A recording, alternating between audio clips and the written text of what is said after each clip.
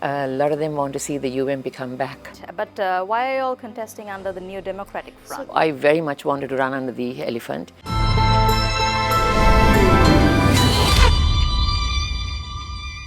The Colombo district candidate for the New Democratic Front this time around, Rosy, thank you very much for making time to join us on this quick edition of the CrossBow. It's my pleasure. So first of all, how is it going? How are the campaigning preparations going on? Campaigning can be very tedious because women find it very difficult to run for elections under this electoral system, the preferential vote system. So first of all, it engages a huge amount of finances and whatever. So it's not easy, but I'm managing because people are with me.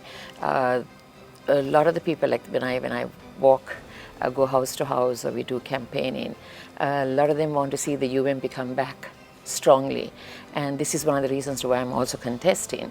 So just to bring back the party, and also because I feel that there's so much that is undone with regards to women, children, housings, sanitation, etc., etc. So for that reason, the UNPers are all very rejuvenated, and they will be voting. So yeah. You said that people want to see the UNP back on stage, back in to the light. But why are you all contesting under the New Democratic Front? So the reason was because our party leader is the former President, Honorable Ranil Wickremesinghe. He contested the presidential election as an independent candidate, so that he allowed anyone who wanted to join him and support him.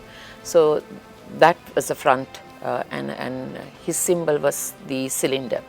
So for this reason, it was too soon. I mean, soon after the presidential election, within 5 days, Parliament was dissolved, and we were asked to give nominations before the 10th of that month.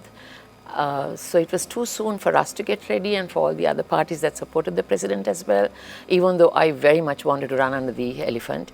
And there was a lot of people asking for the United National Party to run on its own. But then there was a collective decision taken where we will all go under the New Democratic Front, under the cylinder, because people were used to the cylinder during the presidential election, and so we felt that that might be the most fitting thing. But we are in this front as the UNP. So there is the UNP, there are different parties. There's LFP, there is Sri Lanka Podujana Peramuna, and a numerous other number of parties.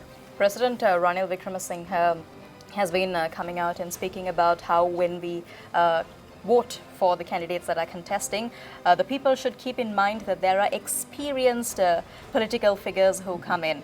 Does that also mean that he thinks that the young newcomers are not fit to be in Parliament, or that you all think that the youth shouldn't be given a place? No, I don't know what his thinking is. I don't know what he meant by saying that. For me, I strongly believe that there have to be experienced people, basically people who have the know-how, people who are committed, people who are clean, people who are, people who feel, who have empathy towards, the people and understand the subject.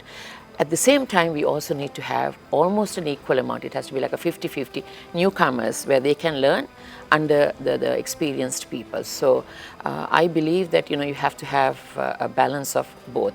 You need to have experienced people. You can't send in inexperienced people.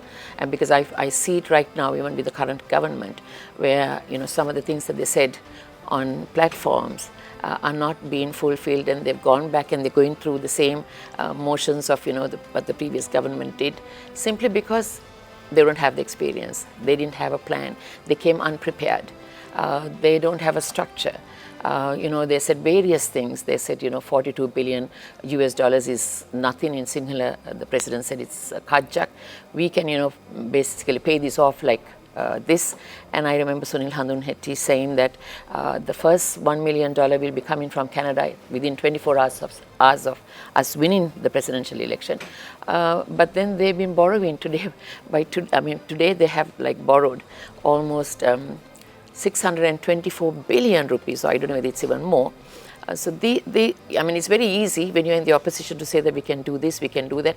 And also I remember the current president saying on one platform, because I very clearly watched that speech, where he said to borrow and to print money we don't need a government. If we have, lenders, all we need is in Sinhala, he said, poli mudalala tundenek hitiyot, mudal achchu gahandai, mudal ණයට ගණ්ඩයි. So these are things that they said, and they said, they will do this, they will do that. But when they came in, and also I remember him saying, them on platforms saying that Nandalal Veerasinghe should go home. He should be reprimanded for some of the things wrongdoings that he did. And then they said also that the secretary to the finance ministry should be sent behind bars.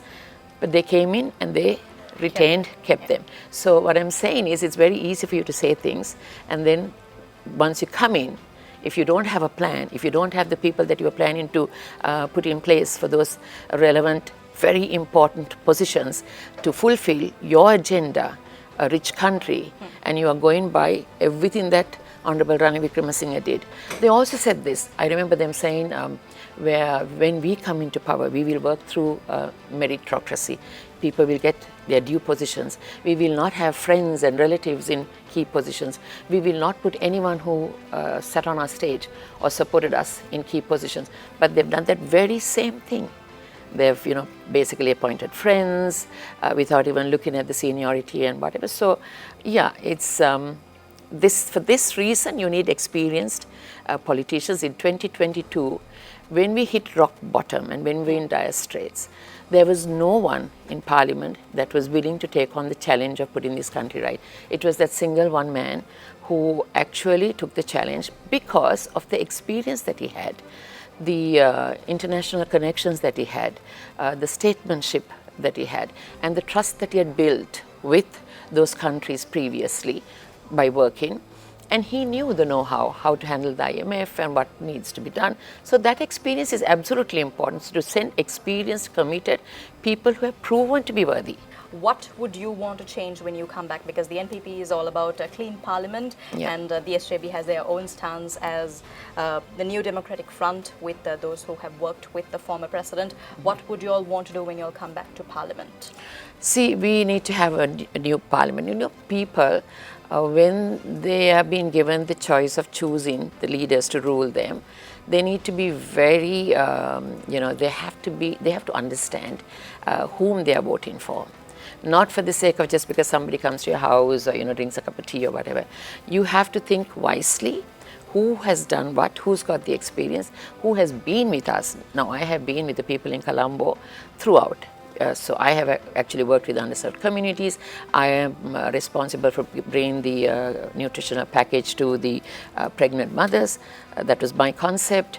I was very responsible in bringing 25% of women into the local councils. I have been a voice. I have been in the Women's Caucus working on, discriminatory laws that we had, our land ordinance was, against, those were the discriminatory laws that I'm talking about.